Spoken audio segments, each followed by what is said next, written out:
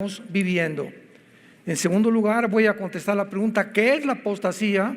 Y finalmente, principales causas de la apostasía.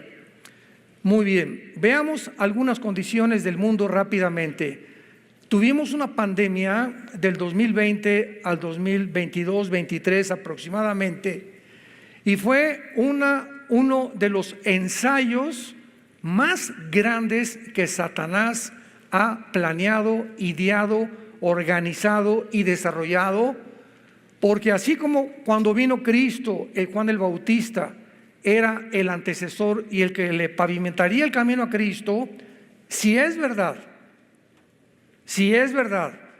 que somos la última generación y que los cascos del Apocalipsis se oyen en el cielo, Satanás tiene que tener también sus precursores, y tiene que haber una pavimentación, una preparación, sobre todo psicológica y espiritual, de los seres humanos, para que cuando este hombre surja en medio de la política y los gobiernos mundiales, el mundo esté preparado para recibirle.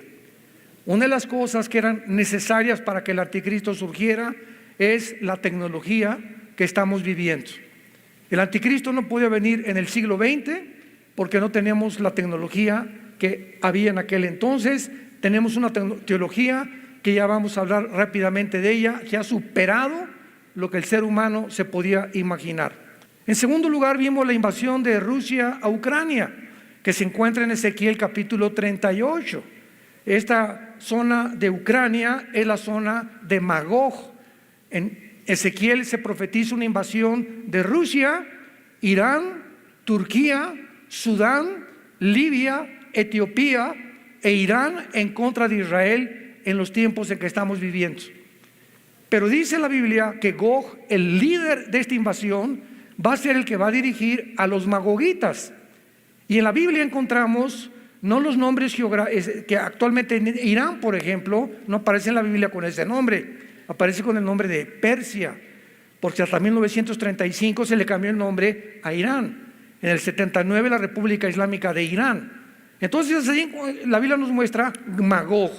Magog es la zona geográfica entre el Mar Negro y el Mar Caspio, al norte oriente de Europa, e involucra Ucrania, involucra Kazajistán, Kirguistán, Kuzikistán, Afganistán y todas estas repúblicas que se dividieron del comunismo en 1991. Ante nuestros ojos, este panorama, esta alianza de naciones profetizada hace 2700 años, está delante de nuestros ojos. Y este año la alianza se hace entre Rusia, China, Irán, y hace 3 semanas se une Arabia Saudita con el propósito principal de desbancar este año al dólar como la moneda que rigió desde la Segunda Guerra Mundial, los petrodólares. Desde la Segunda Guerra Mundial ninguna nación podía comprar si no era en dólares. Pues esto se acabó y esto va a hundir económicamente a Estados Unidos por los 33 trillones de dólares que tiene de deuda. En tercer lugar, entramos al transhumanismo. Personas completamente psicópatas que están propagando, estamos hablando de científicos, por el amor de Dios. Estamos hablando no de personas marihuanas, ni tan peor que marihuanos, eso sí. Pero estamos hablando de personas, ¿verdad?, que se califican como científicos, como genetistas, que creen que se va a crear una raza superior. Porque ellos dicen que ahora con la tecnología y con la genética se puede, si somos el producto de una amiba y el resultado de una evolución, pues estamos en el tiempo de evolucionar. Y tenemos la tecnología para mezclar los ADN, el ácido desoxirribonucleico de los animales, de los murciélagos, de las aves, con el ser humano. Y fabricar un hombre araña, fabricar un Batman, fabricar un Superman. Y eso es lo que están tratando de hacer a través de la tecnología y la inteligencia artificial. Tenemos en tercer lugar el adoctrinamiento, o el cuarto lugar, de la ideología de género. Se ha comenzado a imponer en las naciones de Europa y ahora casi toda Latinoamérica, que vienen un grupo o una élite de personas multimillonarias que llegan a determinado país. ¿Cuál es tu deuda externa Argentina? ¿Cuál es tu deuda externa Colombia? Pues debemos $100 millones como un ejemplo. Te pagamos tu deuda, pero vas a imponer en todas las escuelas la ideología de género. Y es algo que ya es un adoctrinamiento general en más del 75% de las naciones del mundo. Enséñales a los niños que no son niños, que pueden ser niñas, y a las niñas que no son niñas, que pueden ser niños. Damas y caballeros, ¿dónde está la genética? ¿Qué nos dice la genética? Que la mujer, le preguntaron a la secretaria de salud de Estados Unidos, ¿nos podría usted decir que es una mujer? Vean ustedes la entrevista, no supo qué contestar. ¿Qué es una mujer? Es una mujer que tiene cromosomas XX. ¿Pero por qué no quiere contestar eso? Porque ahora hay muchos géneros. ¿Quién es un varón? El que tiene el cromosoma Y. Así que si tú tienes el cromosoma Y, eres varón. Y si tu mente te dice que no eres lo que genética y biológicamente eres, tu problema es mental. Los demonios han tratado de alterar tus neuronas y de cambiar tu identidad para confundir nuestro género, estupidizarnos, adoctrinarnos, haciéndonos creer que no somos lo que Dios nos creó, para confundir nuestro género, nuestra identidad. Y cuando un ser humano la pierde, el 65% de los operados en transgénero, ve las estadísticas en Estados Unidos, googléalo, se suicidan. El 65% de las personas que han tratado de cambiar su sexo se matan, tarde o temprano se quitan la vida. Tenemos en quinto lugar el aumento de la maldad y el satanismo. Escuchen esto. En los últimos premios Grammy en Estados Unidos, 2 transgéneros dirigieron todo este espectáculo. Sam Smith y Ken Petras, que son 2 personas transgénero, vestidos de diablos y cantando la canción Unholy, que significa sin santidad, e insultando a Dios. En los premios Grammy, el pasado Birmingham, en Inglaterra, hubo la ceremonia de apertura de los Juegos de las Naciones del Bienestar Común, representando a 72 naciones. Sacaron una torre, como la Torre de Babel. Qué coincidencia, vean ustedes. Y sacaron a un toro como una bestia. Y pusieron a puras mujeres semidesnudas jalando con cadenas al toro, y todas las demás mujeres, como 300 o 400 mujeres, adorándolo al toro o a la bestia, como realmente que la bestia había nacido en el mundo. ¿Quién les dijo que en Apocalipsis 17 la bestia representa al anticristo? ¿Se dan cuenta cómo comenzamos a unir todas las piezas del rompecabezas y nos da un panorama general que nos abre los ojos? En Boston, Massachusetts, se acaba de celebrar el Congreso de los Clubes Satánicos. Se llama SatanCon, de donde están estableciendo en todas las escuelas públicas de Estados Unidos y centros satánicos. Y están las fotos, vistiéndolos a los niños con cuernos, el maestro con unos cuernos, y mostrándolos a los niños, sentándolos alrededor de un pentagrama para adorar a Satanás. En Nueva York se levantó una estatua gigantesca para honrar a uno de los miembros, de la Suprema Corte de Justicia de Estados Unidos, la señora Ruth Bader Ginsburg, que es la promotora principal de los abortos en el mundo. Por el amor de Dios, normalmente antes se levantaban estatuas para conmemorar a héroes de la guerra o etcétera, pero ahora para personas que han comenzado a pavimentar el camino para el asesinato de millones de niños. Esta estatua tenía muchísimos cuernos en la cabeza, y de brazos y pies tenía tentáculos, para honrar a la ministra de la Suprema Corte de Justicia, promotora de los abortos en el mundo. En penúltimo lugar, Estados Unidos, ante nuestros ojos, no aparece en este libro que es la Biblia. Si realmente va a surgir el anticristo. No puede estar Rusia ni puede estar Estados Unidos compitiendo con el anticristo.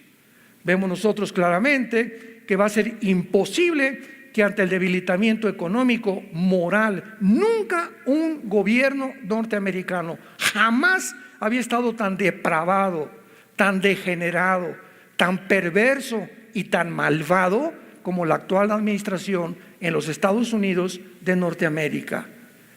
Y va a caer porque tiene que caer, va a quedar Rusia y va a quedar China, que se van a ocupar del área oriental, del Asia y el Medio Oriente. Y encontramos en Apocalipsis 16, del 12 en adelante, en Daniel 11, 45 en adelante, que cuando el anticristo oiga a los reyes del oriente que vienen del norte, será con la confederación política que va a usar China y Rusia, que sí aparecen en la Biblia, en las naciones de los últimos tiempos. Y finalmente tenemos nosotros también claramente en la Biblia dos entidades, Israel y la iglesia.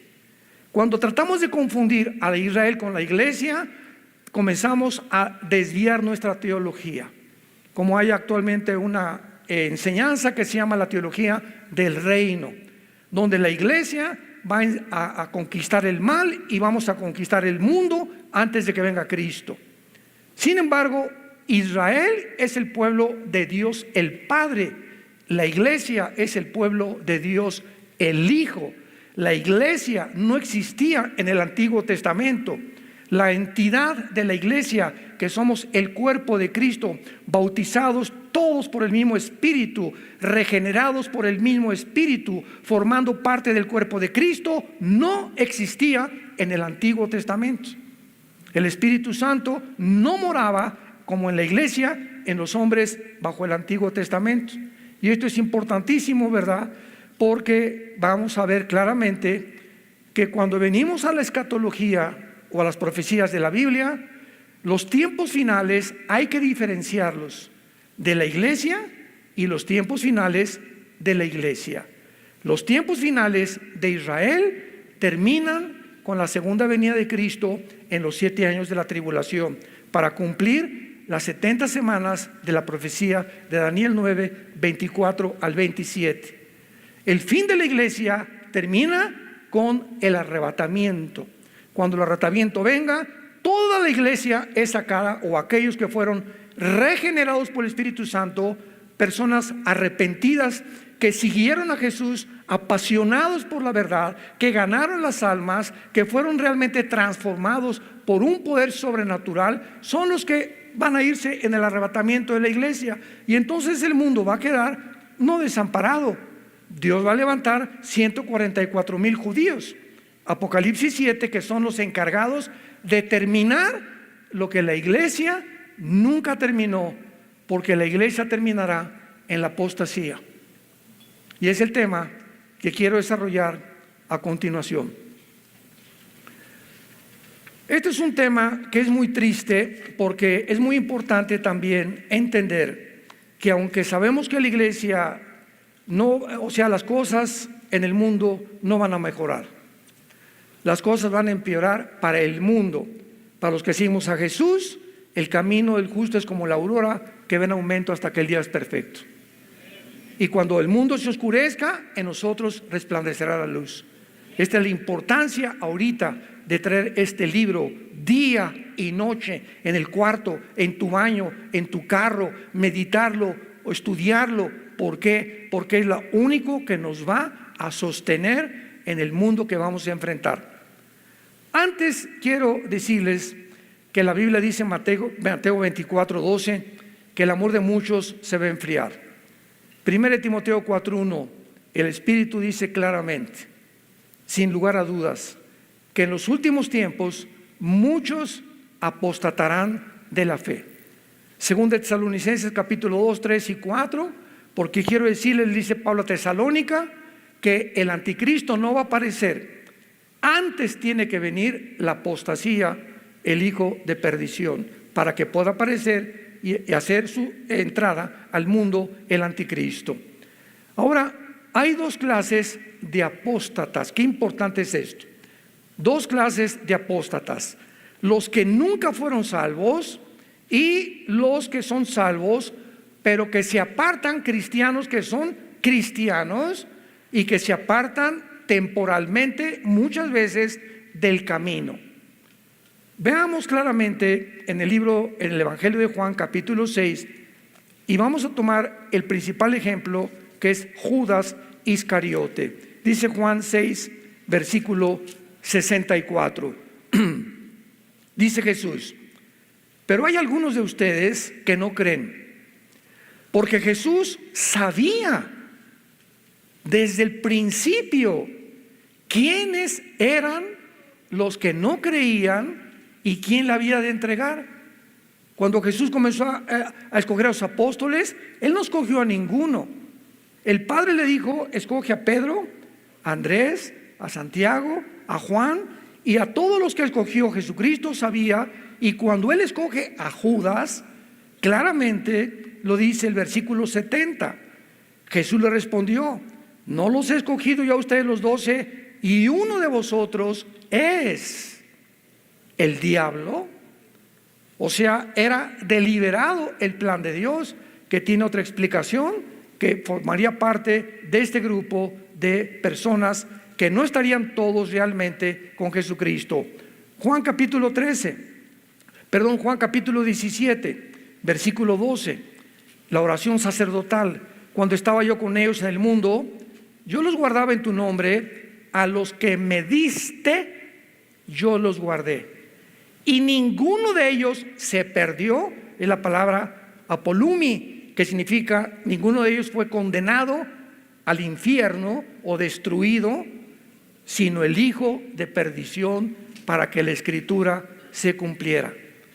Veamos ahora en la segunda carta de Pablo rápidamente también, que el apóstol Pedro nos explica claramente a estos apóstatas que nunca fueron salvos, pero que formaron parte de la iglesia como la cizaña que Satanás siembra en todas las iglesias del mundo. Segunda de Pedro 1 al 3.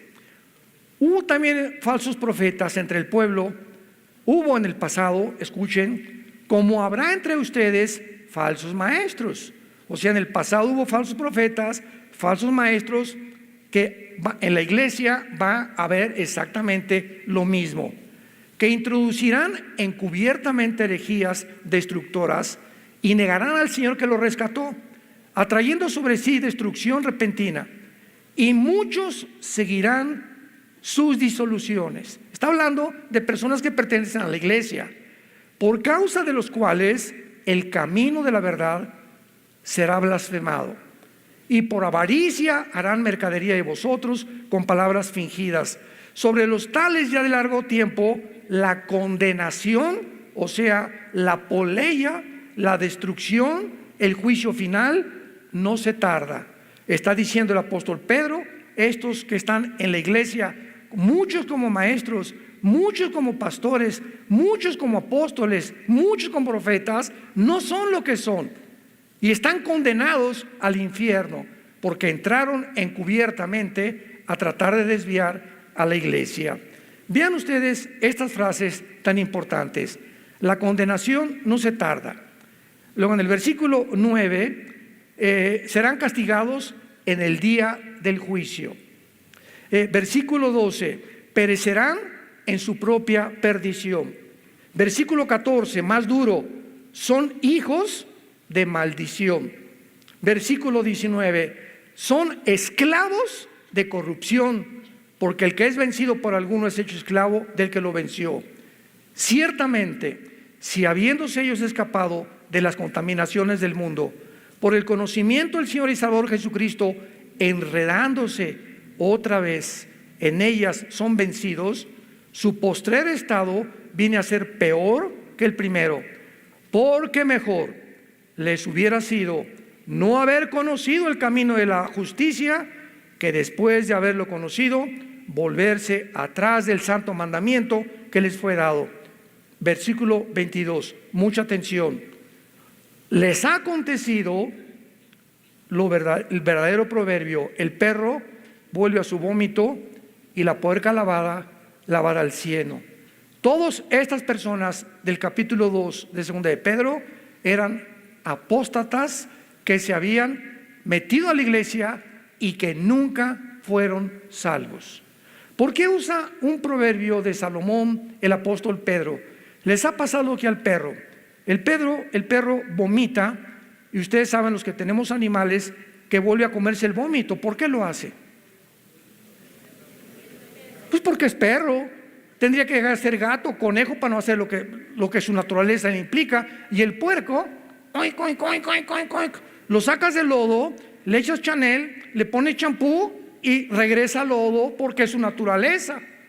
¿Qué está diciendo el apóstol Pedro? Que todas estas personas nunca su naturaleza fue cambiada. Por eso entran, conocen, les gusta la Biblia, van el domingo, etcétera, etcétera, por un tiempo. Viene la pandemia, miles de cristianos ya nunca regresaron. Pastores que tampoco regresaron, iglesias que cerraron. Y comienza Dios a meter la escoba, usándolo para nuestro bien, para comenzar a limpiar la iglesia. Estas personas nunca fueron cristianas. Dice 1 Juan 2:19, salieron de nosotros, pero no eran de nosotros, porque si hubieran sido de nosotros, hubieran permanecido con nosotros, de donde salieron, para que se manifestara que no todos son de nosotros. Y por eso está en debate la famosa doctrina de que si se pierde la salvación o que si no se pierde la salvación. Oye, hermano, pero es que este hermano estuvo 10 años y pues perdió la salvación. No perdió la salvación, nunca fue salvo. Nunca tuvieron la regeneración del Espíritu Santo. Lo vamos a ver más adelante.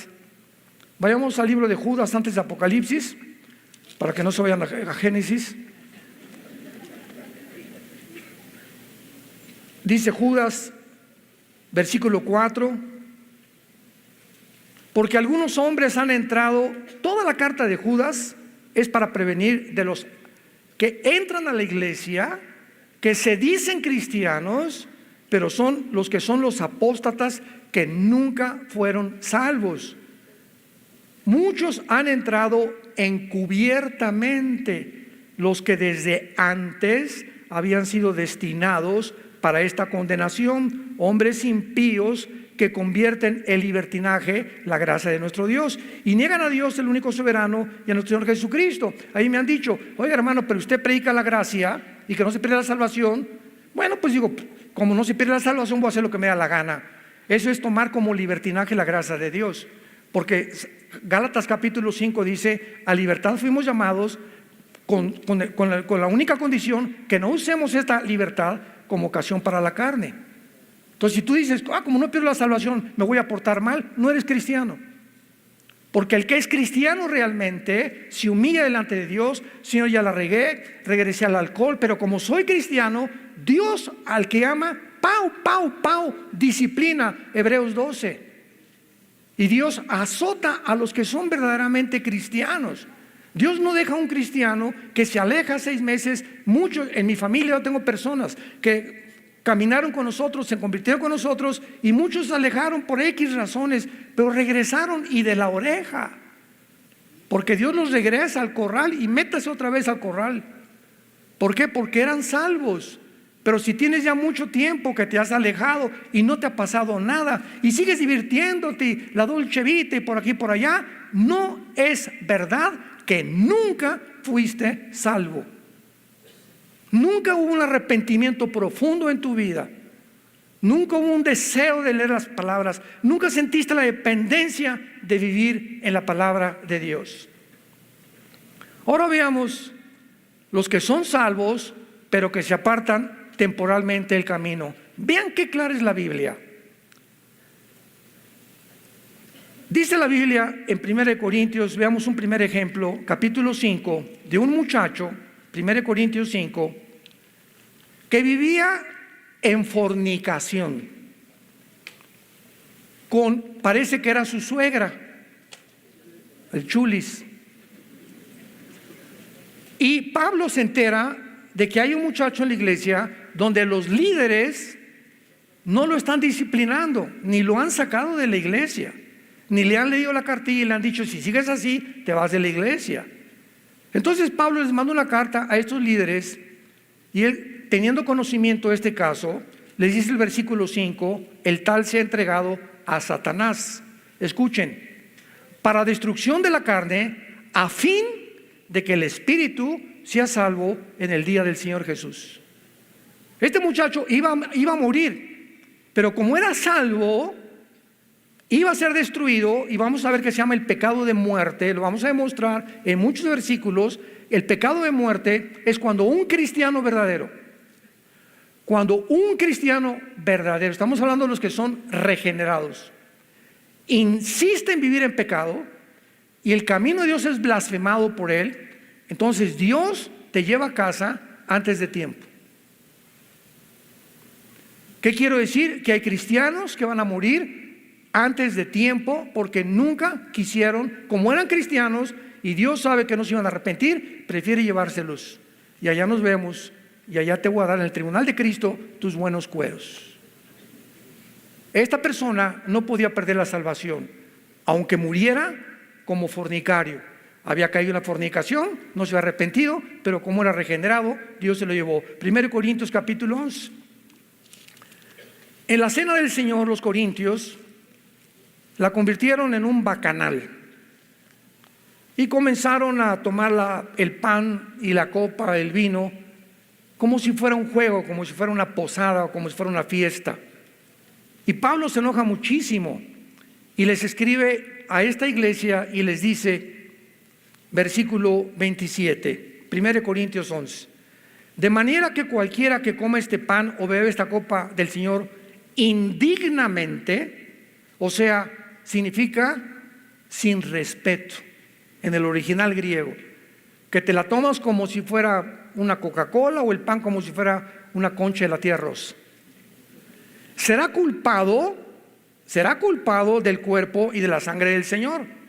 Por tanto, pruébese cada uno a sí mismo y coma el pan y bebe la copa, porque el que come y bebe indignamente sin discernir el cuerpo del Señor, juicio come y bebe para sí. Pausa. El juicio nunca es para los no cristianos. Dios es el que ama disciplina, estamos bajo el Nuevo Testamento.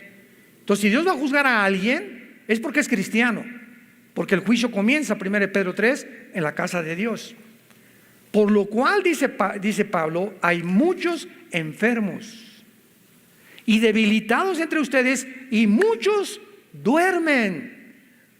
Y si nos examináramos a nosotros mismos, no seríamos juzgados. Cantidad de cristianos en Corinto comenzaron a enfermarse y a morir antes de tiempo porque no querían arrepentirse de sus pecados. Pero como eran salvos, dice el apóstol Pablo, ¿verdad?, que se los tuvo Dios que llevar antes de tiempo. Veamos ahora en Santiago capítulo 5. La Biblia de Dios no es de interpretación privada. Tenemos que poner precepto sobre precepto, línea sobre línea, comparar escritura con escritura para poder determinar claramente una doctrina. Y aquí vemos nosotros en el libro de Santiago, en el capítulo 5, Santiago capítulo 5, versículo 19 y el 20. Pongan mucha atención, hermanos. ¿A quién le está hablando? ¿Perdón? Tenemos que ver claramente la Biblia, hermanos, a los cristianos. Si alguno de entre ustedes se ha extraviado de la verdad y alguno le hace volver, sepa que el que haga volver al pecador el error de su camino, salvará de muerte un alma y cubrirá multitud de pecados. ¿Qué significa salvará de muerte un alma? Que si tú a un cristiano que conoces, a tu compadre que supiste que se emborrachó ayer en una fiesta, o conoce un muchacho que anda fornicando con su novia, o tú eres su amigo y vas y lo reprendes y le dices, verdad, lo que estás haciendo no es ante los ojos del Señor, y logras que se arrepienta, salvas que Dios se lo lleve antes de tiempo al cielo. Lo salvas de muerte física, no de muerte eterna, porque un cristiano no puede pasar en condenación eterna jamás. Tenemos la vida eterna de Dios. Y finalmente el apóstol Juan, es el que sella todas estas enseñanzas en su primera carta de Juan capítulo 5, versículo 16. Si alguno viere a su hermano cometer pecado que no sea de muerte, es el que está hablando Santiago, el de los Corintios 5, el de los Corintios 11. Si tú ves que algún cristiano comete pecado que no sea de muerte, Dios le dará vida. Esto es para los que cometen pecado que no sea de muerte. Hay pecado de muerte por el cual yo no pido que se pida. En otras palabras, yo he tenido en mi caso particular personas que tal vez yo sé que son cristianos y yo oigo, no ha regresado a Cristo, fulano de tal no ha regresado, y oro por él, y de repente pasa el tiempo en la lista de personas que todos tenemos que tener para orar por ellos, ya no me pone el Espíritu Santo orar por esa persona, y pasa un mes o 2 meses. ¿Supiste lo que le pasó a fulanito? No, se estrelló en su motocicleta, se fue al barranco en un coche, le dio una embolia cerebral, se murió de COVID. No significa que todos se mueran de COVID, significa eso, ¿verdad? Pero Dios cualquier cosa lo usa para llevarse a esa persona al cielo. ¿Por qué? Porque es preferible que Dios te lleve al cielo antes que sigas dando un mal testimonio al mundo diciendo soy cristiano y que vivas una vida doble. Veamos algunas causas de la apostasía, y la primera es negligencia de la palabra de Dios. ¿Por qué hay cristianos que se alejan de Dios? ¿Por qué hay cristianos que comienzan? Porque la palabra apostasía significa alejarse de Dios, o alejarse de la verdad, o alejarse de la fe una vez dada a los santos. Es la palabra griega apistemi, con ph intermedia, apisteme, separarse, dejar el camino. En otras palabras, brincarte las trancas del rebaño y meterte al bosque donde están los lobos. No hay más que un destino, la muerte. Los lobos te van a comer, el mundo te va a comer. Entonces hay cristianos, ¿verdad?, que comienzan a tratar o se brincan las trancas simplemente porque no han entendido que este libro nos fue dado para sostenernos. No solo de pan vivir el hombre, mas de toda palabra que sale de la boca de Dios. Yo antes de ser cristiano comía porque es alimento a mi cuerpo, bebía porque es alimento a mi sangre. Entonces me sostenía físicamente del alimento físico. Pero ahora que soy cristiano, nunca me imaginé, porque la Biblia me revela que somos espíritu. Espíritu, sí, aparte de tu alma tienes un espíritu, y ese espíritu necesita alimento, y es la parte más importante de tu vida. Y el único alimento que hay para nuestro espíritu es la palabra de Dios. Entonces, si tú dejas de alimentarte con esto, ¿qué pasa? Te comienza a marchitar, comienzas a tener ideas que no tenías antes, comienzas a ver mujeres que no deberías de ver, comienzas a ceder a las tentaciones de tu novio que te está acariciando y se pasa con las caricias y no le das una bofetada y le tumba los dientes. Comienzas a hacer cosas con tus amigos, con tus compadres, a ir a fiestas que no deberías ir, a discos que no deberías ir. ¿Y por qué? Porque no tienes la fuerza. Viene una tentación y caes en adulterio o caes en fornicación. ¿Por qué? Porque no has entendido que no tenemos fuerzas inherentes de nosotros para sostenernos. Somos demasiado débiles. Han hablado los conferencistas de esta situación. Dice la Biblia, Salmo 1, bienaventurado el varón que no anduvo en consejo de malos, ni en silla de pecadores se ha sentado, sino que será como un árbol plantado junto a corrientes de agua. Hagan de cuenta que esta bocina es donde yo voy a estar plantado. Y esto, donde un árbol que está plantado, donde hay un río, es lógico que siempre dé hojas y que esté fructificando. Es lógico, porque el árbol no tiene vida en sí mismo, tiene que estar sacando del agua, de la tierra, el oxígeno y todo del sol afuera para que pueda dar fruto. Entonces nosotros tenemos que estar plantados en la Biblia. Y si la Biblia es donde yo estoy plantado, donde día y noche me levanto en la mañana paso tiempo con Dios, memorizo 2 o 3 versículos. Señor, examíname, Padre, le dije mal a mi esposa, hazme más sensible al pecado. Antes de acostarme, vuelvo otra vez. Hay una promesa que le dice Dios a Josué: si tú haces esto, Josué, que de día y de noche. Hermana, pero ya a las 12 del día, o que la canción, de día y de noche. Hermano, es que yo a las 3 de la tarde, ¿vas a discutir con Dios o vas a hacer tú las reglas? No levante nadie la mano. Y me dirijo a los líderes, nadie levante la mano. Tú eres una persona, examínate en este momento y sé sincero delante de Dios. Es verdad que de día y de noche tienes el hábito y la disciplina de vivir en la palabra. ¿La lees? No levanten la mano, no sean presumidos. Es importantísimo que nosotros entendamos esto. ¿Por qué? Porque si no entendemos esto, estamos viviendo a nuestras propias fuerzas, que no tenemos ninguna. Ahí comienza la apostasía y el alejamiento de la verdad. En segundo lugar, una raíz de amargura. Hebreos 12:15.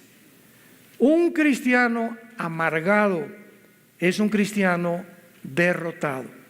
Un cristiano amargado no entra a la tierra de Canaán. Un cristiano amargado, que me violaron, que me robaron, me persiguieron, no me han dado el reconocimiento en la iglesia que yo creí que me iban a hacer, yo creía que iba a ser pastor, o etcétera, etcétera. Un cristiano que alberga en su alma resentimientos negativos, inmediatamente la amargura es el veneno más grande para el espíritu. Vean ustedes las consecuencias de lo que dice Hebreos 12:15. Una persona con resentimientos o amargada bloquea la gracia de Dios. Bloqueas el contacto, te desconectas con Dios. No es verdad, dice 1 Juan, el que diga que está en pecado y tiene comunión con Dios es un mentiroso. Y tú puedes ser pastor y decir: no, yo sigo con Dios y leo la Biblia y todo, sin que te des cuenta que ya el Espíritu Santo no te está dirigiendo, y lo que tú estás haciendo, lo estás haciendo en la carne, porque la carne es muy consagrada. La carne es muy consagrada. Los mormones nos ganan porque ni café toman. Entonces, el hecho que dejes de hacer muchas cosas y que creas que eres cristiano, pero tú tienes resentimientos en tu corazón, te vuelves un mentiroso, porque el pecado engaña. Te estás engañando, estás viviendo una vida completamente doble y falsa. Número 3, el amor al dinero. 1 Timoteo 6:10, raíz de todos los males es el amor al dinero. Jesús dijo que no podíamos servir a 2 amos. No puedes estar sirviendo a Dios y al mismo tiempo estar pensando en hacer negocios para hacerte rico o para tener entradas extras a tu ministerio. No puedes. Ninguno que milita, según de Timoteo, no se enreda en los negocios de la vida. Entonces, es increíble la cantidad de líderes espirituales que están tratando de hacer negocio y han convertido el canto, la predicación, en negocio. Yo me he cansado de decirles las experiencias que hemos tenido. Me han hablado para invitarme a diferentes partes, diferentes naciones, y una vez me dijeron: queremos que venga usted a esta cruzada, me reservo el nombre también de la nación y de los pastores, y me dijeron: hermano Alducin, queremos usted aquí 3 días, ¿cuánto nos va a cobrar? Así me preguntaron el presidente de la alianza, una muy famosa aquí en Latinoamérica. Le dije: ¿de qué me está usted hablando? Sí, ¿cuánto nos va a cobrar usted? ¿Y quiere usted hotel 5 estrellas, una limusín que lo recoja, queso con uvas en la mañana para desayunar y que tenga 2 damas que la acompañen a todos lados? Le dije: bueno, ¿qué soy? ¿Ricky Martin? Oye, hermano, le dije: mire, yo no sé por qué usted me ofrece eso, pero que quiero decirle algo. Yo no voy para que ustedes me den.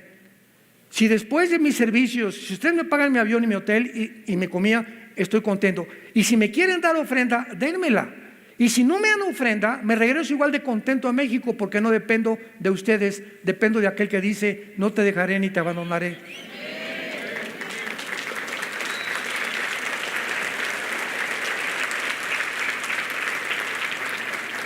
¿De quién estamos dependiendo? Dios nos va a probar, ¿eh? ¿De quién estamos dependiendo? ¿A quién miras para tu sustento?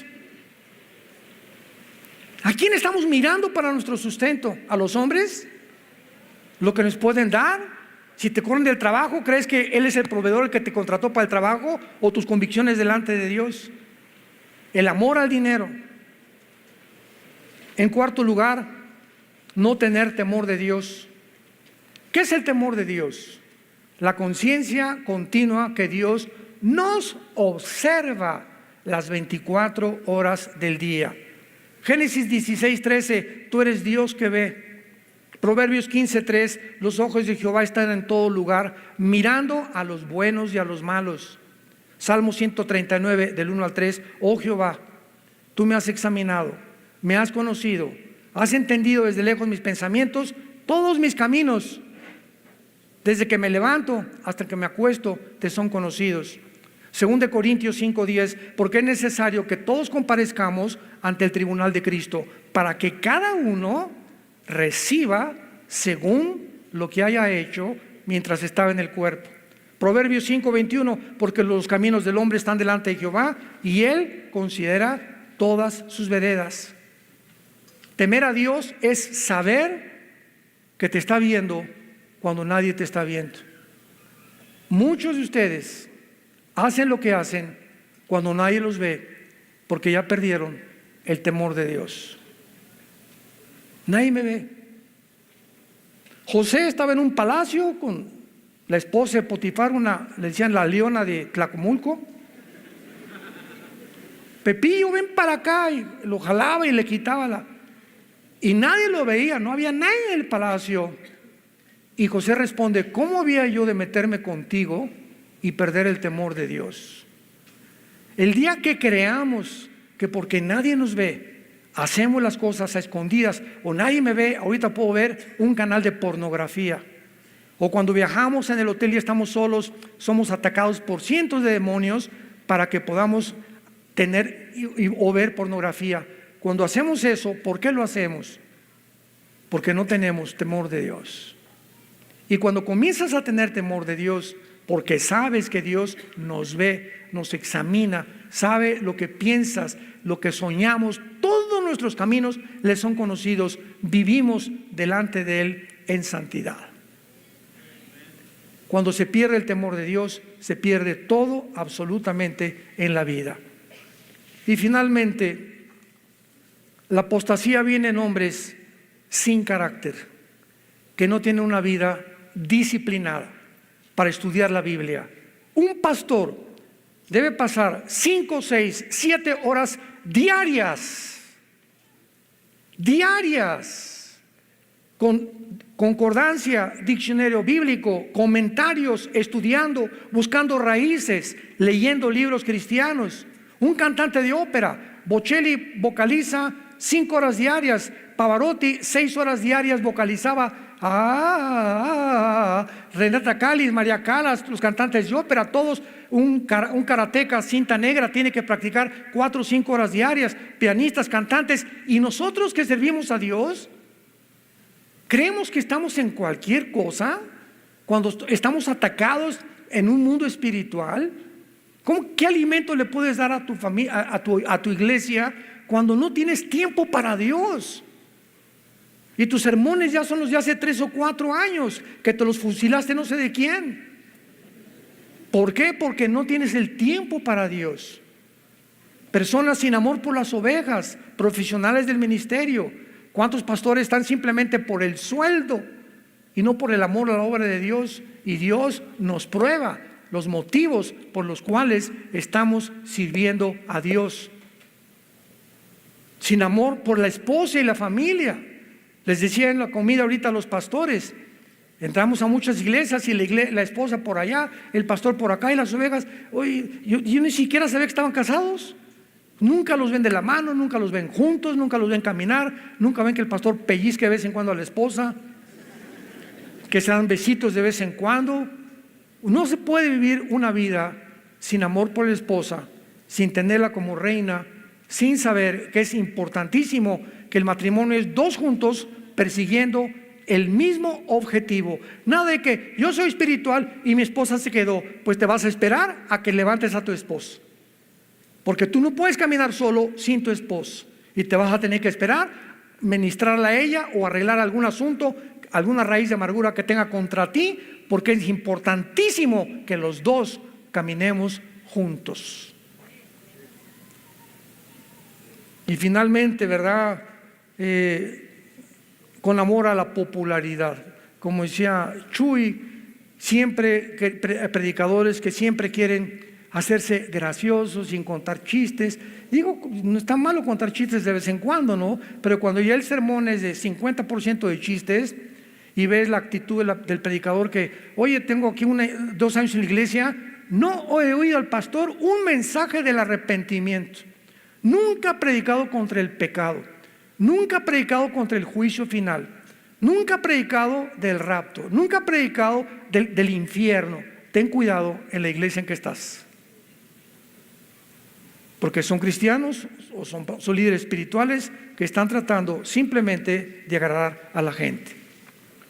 Ahora finalmente hay un gran movimiento que se llama el movimiento ecuménico, donde el Papa comenzó con Pablo II en la ciudad de Isis, en Italia, junto a brujos, hindúes, mormones, musulmanes, zoroastristas, etcétera, etcétera, para reunirlos a todos a una sola religión y estar bajo el paraguas del Vaticano. Murió el Papa Juan Pablo II. Francisco viene todavía con más hambre, porque ahora él quiere imponer el globalismo en las iglesias. Y cuando decimos, es que nos invitaron a una reunión al Vaticano, mira, me han preguntado, ¿yo voy al Vaticano? Claro que lo voy a ir, y lo primero que le voy a decir a Francisco es arrepiéntete. Yo no vengo aquí, ¿verdad?, a decirte ni que a salir para que esté retratado como una celebridad. Si yo pierdo mis convicciones y me vendo y comienzo a buscar popularidad simplemente para que me digan, como Francisco, o para ganar a más católicos que se visiten más a YouTube, o para vender mis libros, me estoy prostituyendo el llamado que Dios me ha hecho. No nos vendamos. Somos hijos e hijas de Dios, somos líderes de Dios. No nos rebajemos a lo que el mundo, a la corrupción que el mundo está, que por cualquier plato de lentejas venden completamente su ministerio. Y fuimos llamados para vivir en la verdad, ser apasionados por la verdad, morir por la verdad y predicar el evangelio, predicar la palabra de Dios. Oremos.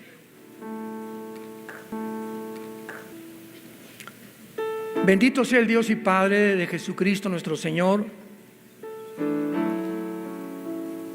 que nos ha hecho renacer para una esperanza viva, que nos ha santificado mediante el Espíritu Santo, salpicados con la sangre de Cristo, para obedecer la fe, para obedecer la verdad, para seguir el camino de la santidad. Y si me invocáis, dice el Señor, si me llamas Padre, es importante que andes bajo el temor durante todo el tiempo de tu peregrinación. Siempre recuerda el enorme, incalculable precio que hizo mi Hijo en esa cruz. Fue crucificado, fue enterrado y fue resucitado a los 3 días. Despreciado y desechado entre los hombres, varón de dolores, escondimos de él el rostro, fue menospreciado y no le estimamos. Mas ciertamente llevó él nuestras enfermedades, llevó nuestros dolores. Nosotros le tuvimos por azotado de Dios, herido y abatido. Mas él, como una oveja, no abrió su boca. como una oveja fue al matadero, para que en esa cruz pudiéramos comprender la enormidad de la altura y la profundidad y la anchura del amor que tiene Dios por cada uno de nosotros. Que si no escatimó a su Hijo, ¿cómo no nos dará todas las cosas sin que nosotros se las pidiéramos? Gracias, Señor Jesús, por tan grande sacrificio, por tu sangre preciosa que nos limpia de toda maldad. Y en esta tarde hay muchos de ustedes que me escuchan o a través de los medios de comunicación y redes sociales, que tal vez nunca en tu vida te has arrepentido, nunca te has dado la media vuelta para volver en contra del camino que llevas hasta este momento. ¿Por qué no lo has hecho? Porque para que tengas el poder de volverte a Dios, necesitas arrepentirte. Y si Dios ve tu arrepentimiento y le dice: Señor, ya no quiero seguir haciendo lo que estoy haciendo, ya no quiero seguir el camino en el que estoy caminando, ayúdame, ten misericordia de mí, pecador. Dios, que es grande en misericordia, te abre los brazos y te dice: ven, acércate a mí, que soy manso y humilde de corazón, y vas a encontrar descanso para tu alma. ¿Qué tengo que hacer? Me preguntarás. Si en esta noche puedo yo arreglar mis cuentas con Dios. Número 1, arrepiéntete de tus pecados. Cree que en esa cruz Cristo pagó por ti con su sangre preciosa, y que a los 3 días resucitó de entre los muertos. Y dile estas palabras con todo tu corazón: Señor mío y Dios mío, perdóname, lávame con tu sangre preciosa de mis maldades.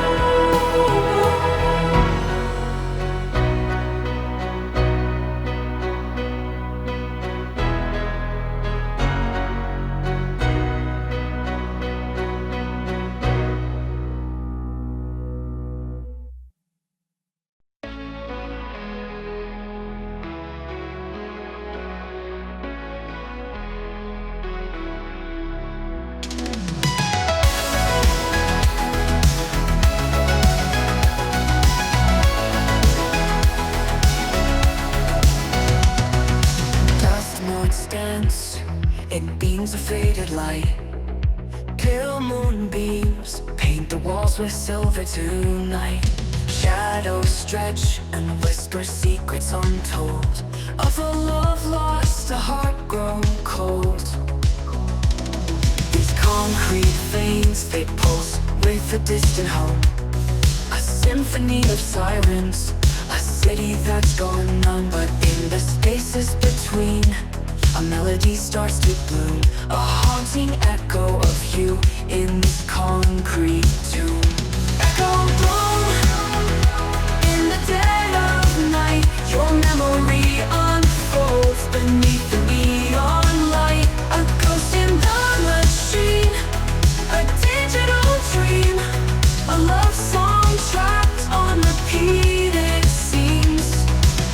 The air is thick with longing and the ghost of your perfume. I trace your name on frosted glass, bathed in the moon's soft gloom. This city holds our secrets in its neon-drenched embrace, but the echoes fade with every step, leaving only empty space. Echo bloom in the dead of night. Your memory unfolds beneath the neon light. A ghost in the machine, a digital dream, a love song trapped on repeated scenes.